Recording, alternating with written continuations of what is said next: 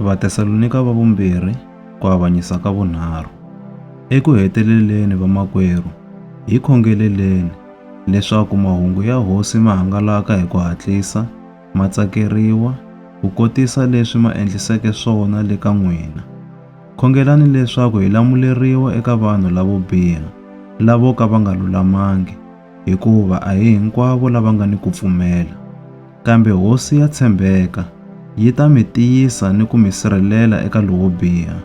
Kutani Hosi yi hi nyika ku tshemba hi tlhelo ra n'wina, leswaku swilo leswi hi mi lerisaka swona mi karhi ma swi endla, ni leswaku ma ha to swi endla. Ingi Hosi Xikwembu xi nga susumeta timbilu ta n'wina leswaku mi xi rhandza, ni leswaku mi chivirikela Kreste. Ha mi lerisa vamakwerhu hi vito ra Hosi ya hina Yesu Kreste, leswaku mi hambana ni makwerhu wihi ni wihi loyi a nga laveki ku tirha, la nga fambeki hi tidyondzo leti hi mi nyikeke tona. Hikuva n'wina hi n'wexe ma swi tiva swinene leswaku mi fanele ku tekela mahanyelo ya hina. A hi tshamanga hi mavoko loko hi ri xikarhi ka n'wina, naswona a hi dyanga swakudya swa munhu mahala, kambe hi tirhile vusiku ni nhlekani, hi dzuka nyuku ni ku tikarhata, leswaku hi nga tikiseli munhu ni un'we exikarhi ka n'wina. A swi vuli leswaku a hi pfumala matimba ya ku mi kombela ku hi pfuna, kambe a ku ri ku mi komba ntila lowu mi faneleke ku famba ha wona. Hikuva loko ha ha ri na n'wina, hi mi nyikile xileriso lexi nge, un'wana ni un'wana loyi a nga laveki ku tirha ni ku dya a nga dyi.